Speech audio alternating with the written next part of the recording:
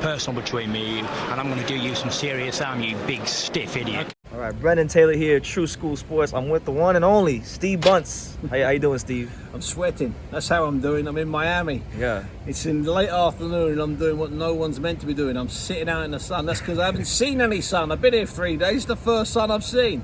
I'm doing real good, Brendan. Thanks, man. Well, that's good. It's good that you're getting some good old vitamin D. I need it, brother. And you know, we got a good scrap this weekend with Dubois and Trevor Bryan. What do you make of Dubois versus Trevor Bryan? You know what? It's a good heavyweight fight. Sometimes championship belts get in the way of a good fight, and people focus on the championship belt and say, "Yeah, but it shouldn't be for the X, Y, or Z." If you take the WBA regular belt out of the equation, put that over there. Yeah.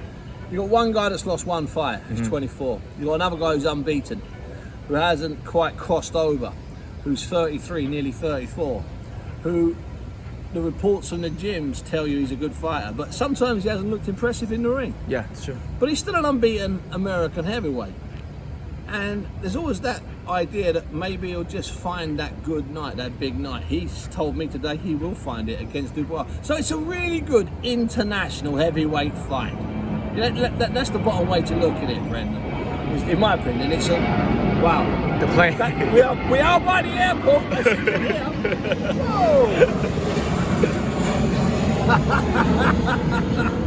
So, in my opinion, it's a really good international heavyweight fight. Yeah. And I'm not going to fixate and get angry about whether it should be for this title or that title. Do I like it as a 12-round heavyweight fight? Absolutely. Plus, it's a privilege to be sent by newspapers and radio and TV companies all around the world to cover fights. It's a privilege. It is. I was in New York 5 weeks ago for Katie Taylor. It's an absolute privilege. I mean, what kind of job is it where you get sent on airplanes to stay in nice hotels with swimming pools in Miami to cover a fight and then get paid for it?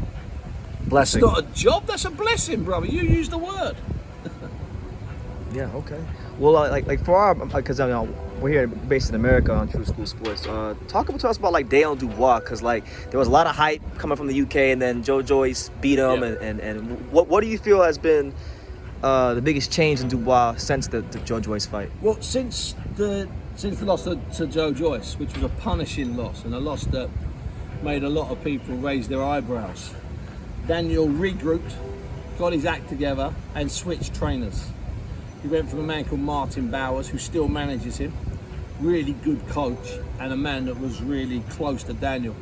And Daniel went to young Shane McGuigan, who's a really young coach, the son of the Irish fighting legend, Hall of Famer Barry McGuigan. And Shane's a really good coach. I mean, Shane's over a 10-year period, and Shane's still a really young man. He's had a lot of good fighters and a lot of good champions, and he's got a lot of good fighters. He's got a lot of good fighters over here in camp with him, including the WBO Cruiserweight champion Lawrence Okoli, and including Daniel's sister Caroline, who boxed at the Olympics very last year in Tugger, very good fighter. Who's a great fighter. And so what he did is Daniel and Shane got together and they spent a lot of time talking. They didn't go straight into the gym and do sparring sessions because Shane knew what Daniel could do and Daniel knew what Shane could do, so there was no egos. There were no egos at work. And I think that what Shane's done is he's just tweaked a couple of things. He's made Daniel just a little bit more mobile.